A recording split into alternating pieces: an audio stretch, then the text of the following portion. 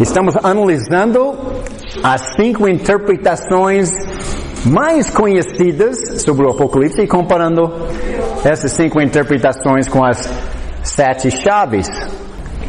Outra interpretação é princípios filosóficos. Essa é a segunda interpretação mais comum na praça.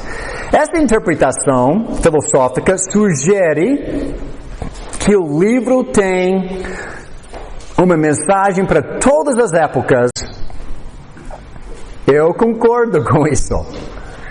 Há lições no livro para todos nós e nós vamos ver aplicações do livro para as nossas vidas hoje. A palavra de Deus, ensina princípios da época, aplicam para mim hoje, em como viver meu dia a dia para Cristo. E nós vamos ver isso na próxima semana, especialmente no capítulo 2 e 3, sobre as 7 igrejas, como eles estavam procedendo corretamente, vamos imitar aquilo.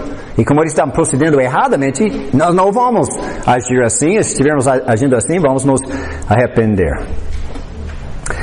Ao mesmo tempo, nós temos que lembrar que a audiência principal do livro de Apocalipse era os cristãos que receberam o livro no final do primeiro século, e o livro é profundamente enraizado na época deles e as suas circunstâncias.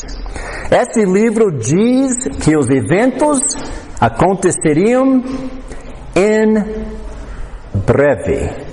Mas esta interpretação filosófica diz que o livro pode ser igualmente aplicado a todas as épocas e lugares. A primeira besta é claramente o Império Romano, mas esta interpretação diz que a besta é qualquer perseguidor político e poderoso. A segunda besta claramente representa a seita de louvor aos imperadores, mas esta interpretação diz que a besta é qualquer religião ou filosofia contra o cristianismo. A prostituta é claramente a cidade de Roma, mas esta interpretação diz que ela é qualquer tentação mundana diante dos cristãos. Esta interpretação diz que os 1260 dias representam a época inteira de cristianismo, que não cabe na explicação que Apocalipse fala sobre si mesmo. Mesmo que esta interpretação corretamente nos encoraje a achar aplicações no livro para o nosso tempo e lugar, ela tira o Apocalipse do seu contexto original e do seu significado original. Certamente, esta interpretação não é o que os primeiros cristãos teriam entendido.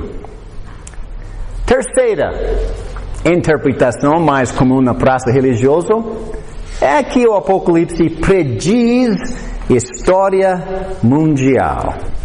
Esta interpretação sugere que o Apocalipse prediz a história do mundo entre a primeira e segunda vinda de Cristo.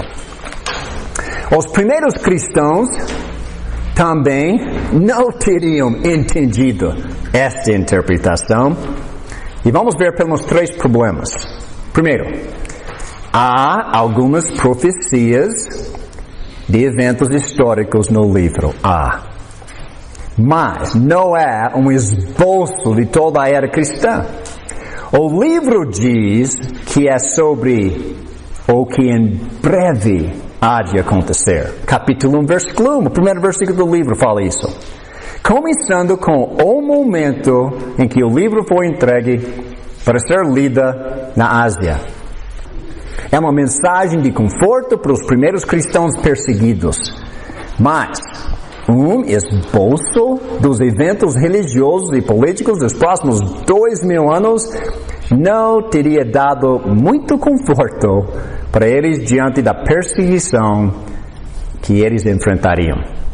Segundo problema com esta interpretação. Esta interpretação diz que a primeira besta é o Império Romano, que está certo. Mas também diz que a segunda besta é a Igreja Católica Romana, que que eu não creio que caiba neste livro. As duas bestas aparecem no livro na mesma hora, trabalham juntas e são eliminadas juntas. E a segunda besta procura pessoas para adorar a primeira besta, os imperadores. Seja qual for o pensamento de alguém sobre a Igreja Católica, esta descrição não cabe dentro do livro de Apocalipse. A Igreja Católica não se levantou até depois que o Império Romano caiu. E a Igreja Católica não força pessoas a adorarem os imperadores romanos. Esta interpretação explica, esse é o terceiro problema, esta interpretação explica que os 1260 dias são a época medieval que não concorda com o que o livro fala sobre si mesmo, sobre o período de perseguição dos cristãos pela primeira besta. Interpretação número 4, vamos analisar essa. A destruição de Jerusalém. A destruição de Jerusalém. Esta interpretação aplica o livro do Apocalipse inteiro à destruição de Jerusalém que aconteceu no ano 70 depois de Cristo. Mas várias coisas que aprendemos do livro não cabem nesta interpretação. Enquanto esta interpretação explica que a besta é o Império Romano, ela diz que a prostituta de capítulo 17 é Jerusalém. Mas Jerusalém certamente não governou, não andou nas costas da primeira besta, o Império Romano, como é visto em capítulo 17. Esta interpretação afirma que 1260 dias representa o tempo que os romanos atacaram Jerusalém. Mas este ataque não foi uma guerra contra os santos, como diz Apocalipse, porque a maioria dos cristãos escapou de Jerusalém antes do ataque. Muitos puderam escapar, pois Jesus os avisou em Mateus 24 sobre os sinais que viriam antes da destruição de Jerusalém, para que os cristãos pudessem escapar. Sabe o que eu vou fazer para alguns minutos? Eu não fiz isso a última vez que eu ensinei este curso, e pessoas ficaram com esse marco de interrogação o tempo todo aqui na cabeça sobre Mateus 24. Eu quero ensinar Mateus 24 para vocês hoje à noite. Eu quero simplesmente apresentar o assunto, remover o assunto, e vamos voltar para o Apocalipse. E a razão que eu quero fazer isso, porque hoje pessoas estão pegando Mateus 24 e Apocalipse e misturando como se fosse o mesmo assunto e fazendo uma grande salada e confusão. E é por isso que nós temos toda essa divisão religiosa hoje, porque pessoas não sabem estudar a Bíblia em seu próprio contexto, lendo antes, lendo depois. Eles só sabem pegar um versículo, fora do seu contexto, e inventar alguma coisa. Então, vai demorar um pouquinho, e nós vamos ter que até abandonar nosso estudo do Apocalipse só um pouquinho, só para esclarecer Mateus 24, e assim Mateus 24 não vai confundir nossas cabeças mais sobre o estudo do Apocalipse, porque eles não são o mesmo assunto. Então, vamos para Mateus 24. Até abre sua Bíblia para Mateus 24. Nós vamos tentar ler o capítulo todo hoje à noite. Mateus 24. Entender Mateus 24 exige uma compreensão do contexto do livro inteiro, primeiro. Então, deixe-me andar pelo livro de Mateus com vocês rapidamente. Qual é a audiência de Mateus? Judeus. Marcos, romanos. Lucas, gregos. João, não é meu universal para qualquer um que quer entender que Jesus é Deus, todo-poderoso, o grande eu sou. Mas, Mateus, a audiência são judeus. Mateus capítulos 1, 2, 3, 4 são provas incontestáveis que Jesus é o Messias, hebraico, Cristo, grego, ou rei, português. ungido para ser rei. Jesus Messias, Jesus Cristo falou a mesma coisa. Um falou em hebraico, outro em grego. Mas você tinha a genealogia. Ele é filho de Abraão, ele é filho de Davi. Ele nasceu em Belém. Ele nasceu de uma virgem. E assim por diante. Ele fez milagres, Isaías 35. Capítulos 1 a 4 comprova ele é o Messias que eles têm esperado desde Gênesis 3,15. Aquela que vai pisar na cabeça de Satanás. Agora, Mateus capítulo 5 até 7, depois que ele comprovou a identidade dele, ele ensinou os princípios do reino. Como é viver dentro do reino? Nós não vamos divorciar mais. Não vamos odiar pessoas. Nós vamos amar os nossos inimigos. Quando nós oramos em secreto. Quando jejuamos em secreto. E assim por diante. Os princípios da vida cristã é bem diferente de cristianismo de hoje, que é tudo show. Não. Cristianismo é bem discreta. Cristo dentro de nós. Eu espero que vocês estão vendo Cristo hoje, não eu. Mas algumas vezes eu tenho a tendência, meu tom de voz, alguma coisa, Alan aparecer. Me perdoe. Eu estou crescendo em Cristo também, para ter a imagem dele. Mateus capítulo 8 e 9. Depois que ele deu os princípios do reino, agora ele quer dar prova milagrosa. Cada vez que Deus fala, ele faz um milagre ao lado. Então capítulos 8 e 9, ele diz: curado, vento para, expulsado. E é interessante, é sobre ser discípulo. Ele diz: os demônios me obedecem. E você? Os ventos e as ondas obedecem quando Jesus manda imediatamente. E você? Doença obedece instantaneamente. E você? Capítulos 8 e 9. Chamando a gente a obedecer a Cristo como o restante da criação obedece. Palavra por palavra. Então ele mostra provas. Capítulo 10. Ele chama os discípulos do rei. Aquelas que ele vai treinar, investir neles por 3 anos. Então ele vai colocar o ministério nas mãos deles para receber a palavra, escrever a palavra e deixar nossas mãos antes da morte dele, enquanto estamos evangelizando o mundo inteiro. Então ele preparou esses discípulos. Mateus 11 e 12, depois de todas as provas, milagres, princípios, tudo, os fariseus e saduceus rejeitaram Jesus e diz: você é de Beelzebul, você é de Satanás. Jesus diz: espere um pouquinho. Pode me criticar tudo que você quiser, mas não fala do Espírito Santo, não há perdão nunca. Você vai criticar este poder milagroso e atribuir o poder milagroso de Deus para uma criatura que se chama o adversário, o diabo, o Satanás? Espere aí, cara. E algumas vezes eu fico com um tom de voz. Imagina, Cristo tinha um pequeno tom de voz. Não tem perdão fazer uma coisa dessa. Mas ele é rejeitado. Cada vez que Jesus apareceu em público, eles estão lá discutindo com eles, rejeitando. Jesus não queria perder tempo com eles.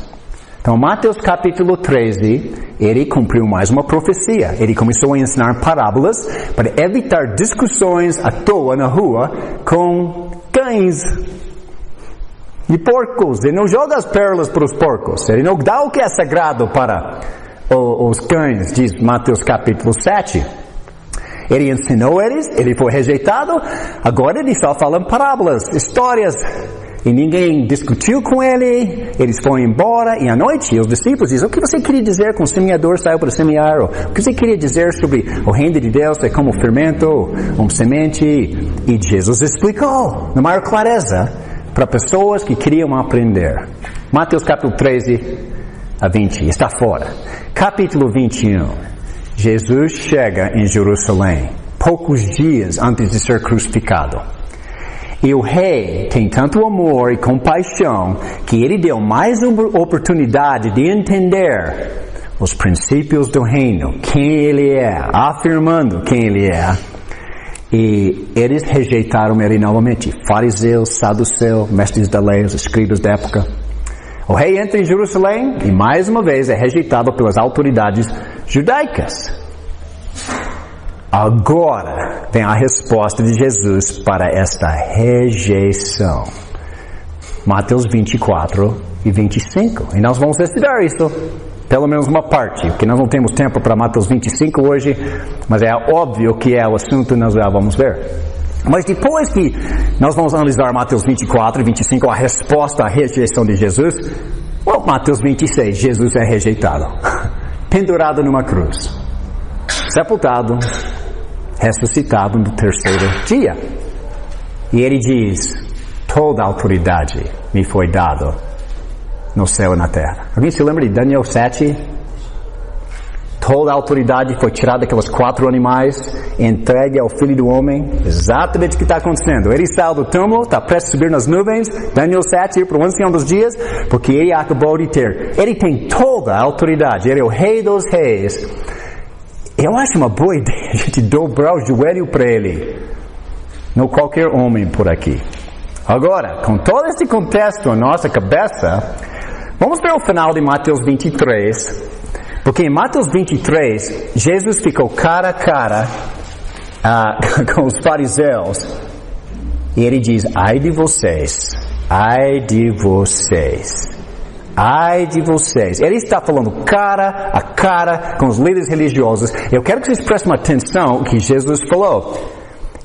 Versículo 35, o final do discurso de Jesus para com os líderes religiosos. 35, Mateus 23, 35.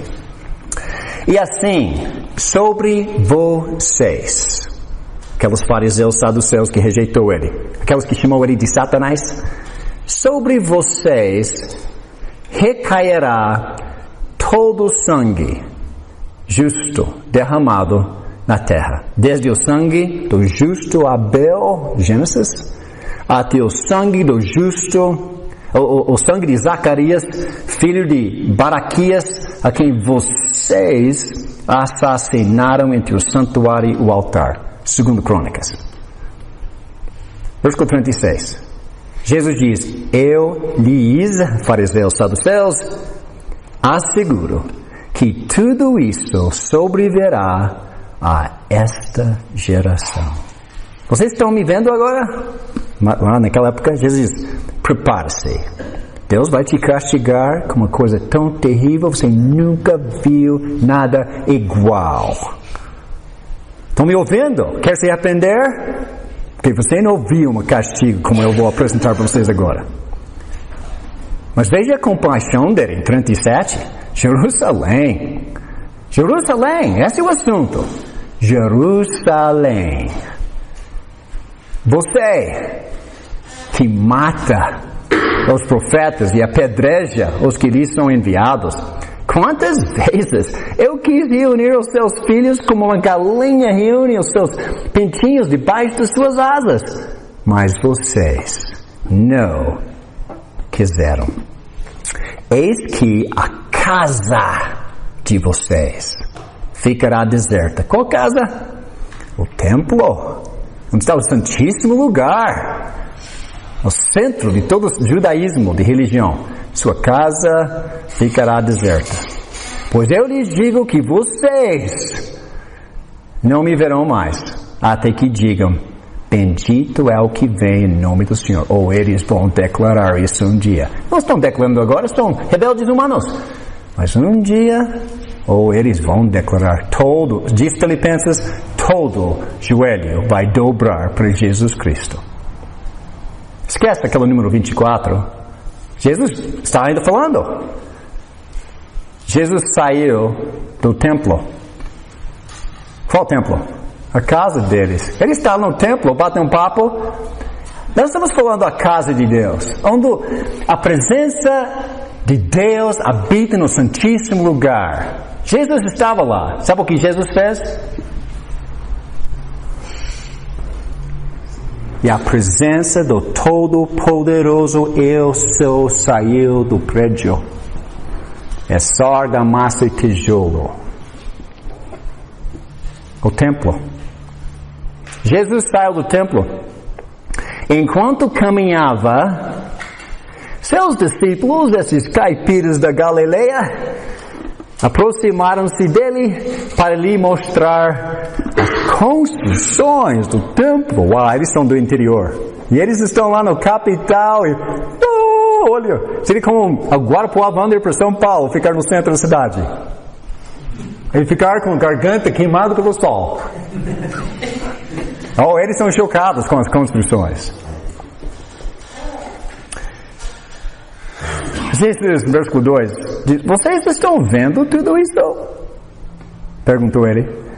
Eu lhes garanto que não ficará aqui pedra sobre pedra, serão todas derrubadas.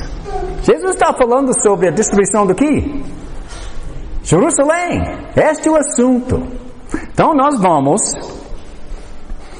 falando sobre isso. Jesus já acusou esta liderança dos fariseus de decorar túmulos de profetas, mas eles são prestes a matá-lo, o maior profeta, e também aquelas que ele vai enviar. Eles vão matar os discípulos também. Por isso é o assunto de Mateus 24. Jesus disse em Mateus 23, 38 que a casa deles vai cair, vai ser deserta. Jesus diz que essa destruição vai cair sobre eles.